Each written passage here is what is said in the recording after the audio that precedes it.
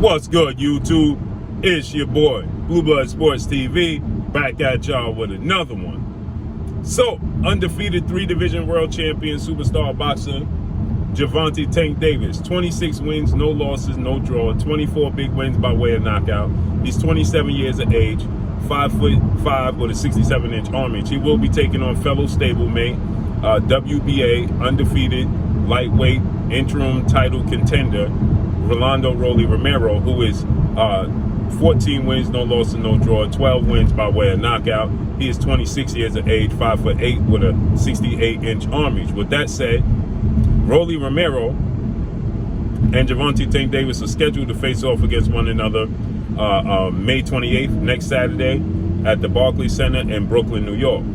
With that said, okay, Rolly has been barking up this tree for quite some time. He's been pushing for this fight for quite some time. He's been lobbying for this fight for quite some time. He's been lobbying Floyd Mayweather, who is their mutual promoter. He's been lobbying the boxing world, you know, to push Gervonta Tank Davis into this fight. And finally, he got the fight, okay? And as the fight gets closer, people are looking at the size of Rolly Romero. They're looking at, you know, the stature, you know, the power, 14 wins, no loss, no draw, 12 wins by way of knockout. You know, he's bigger than Gervonta Tank Davis. And in his media workout, he looked extremely big, okay? Some even question, is he going to be able to make 135 pounds, okay? Is he going to be able to make the limit, right? He looks so that big, and he does have power, okay? So this got YouTube sensation turned professional boxer Jake Paul to say that he's putting his money on Rolly Romero, okay? Jake Paul is a promoter now. He's with MVP Promotions, and he stated that he's putting his money on Rolly Romero, okay? Well, that caught the attention of Gervonta Tank Davis, who immediately told Jake Paul, you believe that?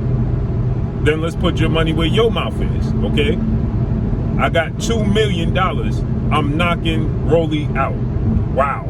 Okay, so he states that he got $2 million that he's knocking out Rolly Romero. He putting $2 million on it, that he's going to knock out Rolando Rolly Romero, okay? And so Jake Paul, he responded, and he says that he pays his taxes. He'll pay his taxes and so on and so forth, okay? But this is the confidence Gervonta Tank Davis has. He's a southpaw. He's very versatile. He's skilled. You know, he's technically sound. And so with that said, he has power, okay? In 26 fights, he has 24 knockouts. So it's evident that he has power, okay? You know, he's slick. He could box laterally. He could box on the back foot. He could box coming forward. He could box on the inside if he need to. He could be a dog if he needs to. He sets up his knockouts. He's the total package, okay? He's proven to have a sturdy chin, to be durable. And so he's proven to be the total package, okay? So with that said, he strongly believes in his talent, his skill set, that he's going to win this fight against Rolly Romero, who many question Rolly's skill set, okay? Many people question Rolly's, you know, technical, fundamental approach to the sport of boxing. Well, Rolly and his trainer, Bullet, they pride themselves on being unorthodox, okay? They pride themselves on having an awkward, unpredictable style, okay? This is what they pride themselves on, okay? They pride themselves on having a, you know, untraditional, excuse me, an untraditional approach to the sport of boxing, okay? And how they do things. And you can see that in their training. So that's the reason why many people feel like, and including myself, that Tank is going to win this fight by knockout. Jake Paul, he's basing it off of the size approach, what he sees, right? He sees the size of, you know, Rolando Rolly Romero, and he believes that his power, his unorthodoxness is going to be too much for Gervonta Tank Davis to handle.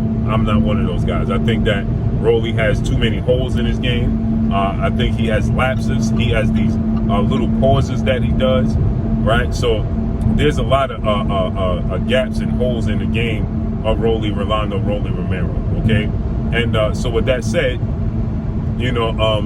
I believe that he's going to knock out Rolando Romero, and Gervonta Tank Davis believes that as well, more importantly. Okay, and so the jab, the way Gervonta Tank Davis sets up his knockouts, okay, many people get enamored with the end results. Okay, the end results are him getting knockouts.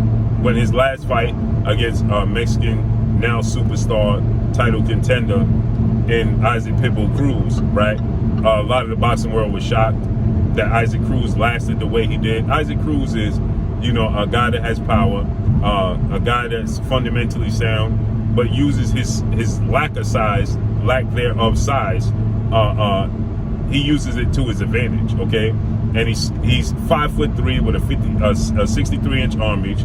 So for the first time, Gervonta Tank Davis faced somebody who was much shorter than he was, but fundamentally sound, very aggressive, and he had to figure it out. Tank had to figure it out, okay, in which he did. He ultimately figured it out.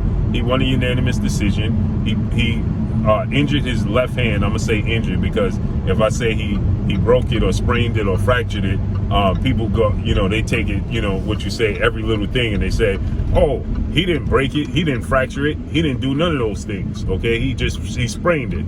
Okay, so I don't know if he fractured it, he sprained it, he broke it, but he injured his dominant hand, his left hand, in a 6-round fight, and he still found a way to get the job done ultimately. Okay, and he just had to make the adjustments and box. Okay, move around the ring, use the ring IQ, use his jab, use his skill set, and box. And that's exactly what he did. He boxed. Okay, and so with that said, he won the fight. In my opinion, I thought he won 9 rounds to 3, at worst 8 rounds to 4. But he made the adjustment, and so he admitted that for the first time in his career, he faced a guy who was shorter than he was, and was aggressive and fundamentally sound. So it was an adjustment period for Gervonta Tank Davis. But people took that, the fact that he didn't get a knockdown and he didn't get the knockout in a guy which many people deemed to be a cherry pick. Okay, you had people saying it was a cherry pick going wrong. Okay, it was anything but that, but that's what people were saying. This is a cherry pick going wrong. In my opinion, it was anything but that. But nonetheless, it was a competitive fight. But it was entertaining. But he clearly won. Okay, but people just wanted. It's like the Floyd Mayweather effect. When Floyd Mayweather, has a close fight, people automatically say he lost. So that's the case with Tank. He had a close fight, and automatically people saying, "Oh, Tank lost."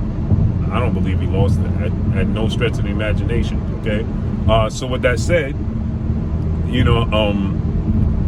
it was entertaining. So that showed me that he can make an adjustment to any style, right? And I believe he'll make the adjustment to Rolly. Rolly had a close fight with Jackson Martinez, in which I thought Rolly lost the fight with Jackson Martinez, but he got the nod. Okay, and many people felt like he got a gift decision because he's Floyd Mayweather's fighter, and they was looking to build him up. Okay, so many people felt like that's the reason why he got the gift decision against Jackson Martinez, and people was calling for Rolly to give him a immediate rematch, but he had no interest in giving him a immediate rematch. He never rematched him. Okay, and it's clear to me they feel like the style matchup was a bad style matchup, and they showed no interest in a rematch, right? But a boxer that could move and had a high ring IQ in Jackson Martinez, and he's not nowhere near on the level of Gervonta Tank Davis. He clearly gave Rolly all types of trouble. Rolly had a very hard time figuring him out. He never truly figured him out. Okay, and it troubled him. So you put Gervonta Tank Davis in there with power, more athletic, more foot speed, more hand speed than Jackson Martinez. Well, that's even more of a bigger problem than Jackson Martinez was for Rolly. So Rolly, he opens himself up with his punches very wide, very looping, very awkward. And yeah, I think that in the beginning, Tank is going to have to figure it out. He's going to have to make an adjustment. Okay, that's what I believe he's going to have to do. Okay, and but I believe by the third, fourth round, understand what Rolly's attempting to do, and I think that he's going to knock out Rolando Rolly Romero. Okay, and so the fact that you have Jake Paul saying that, you know, he bets his taxes, you know, he'll pay the difference in his taxes, you know, for the fight, opposed to betting the $2 million, you know, essentially saying he makes more money than him and so on and so forth. Lets you know he's not very confident in this ability, because he was very confident in 7th division world champion Puerto Rican superstar boxer Amanda Serrano that she was going to beat Katie Taylor, so much so that he bet Matchroom CEO and promoter Eddie Hearn, who is Katie Taylor's promoter. He wanted to bet him $1 million that Amanda Serrano was going to win the fight, right then and there. So if he's that confident in Rolly, then he will bet the two M's that Rolly will beat Gervonta Tank Davis. So it makes it interesting, and obviously Gervonta Tank Davis, he's not overlooking Rolly Romero by no stretch of the imagination. I see him working very hard. I think that he's training very hard. I don't think that he's having, you know, any, you know, distractions in his camp. I don't believe that he's having any situations where, you know, he's hanging out, enjoying the fruits of his labor. I watched the All Access yesterday. I believe that he's very mature, and I think that, you know, he's going to win the fight. I think that he's going to be the best version of Gervonta Tank Davis we've seen in a long time. I think this is going to be a highlight reel knockout, but it's going to be entertaining. And the build-up this is fight week coming up. Okay, tomorrow starts fight week. So actually today, Sunday starts the week, right? So today starts fight week. So I can't wait to see how it unfolds and plays out. But Tank Davis said, put up $2 million if you truly believe in Rolly. Well, let's see how it unfolds and plays out. But that's all I got for y'all. Make sure you hit the like button. Drop a comment in the comment section. Let me know what y'all think. Y'all already know what it is. It's your boy Blue, Blue Blood Sports TV. Hate, like, comment, and subscribe. If you haven't subscribed, hit the subscribe button, hit the like button, hit the bell icon to get all the new notifications. Follow me on Instagram at Blue Blood Sports TV, all one word. Y'all already know what it is. Shout out to the entire LDBC. Shout out to New Media. Shout out to Black Media Row. Make sure you like and share these videos. That's all I got for you. Peace.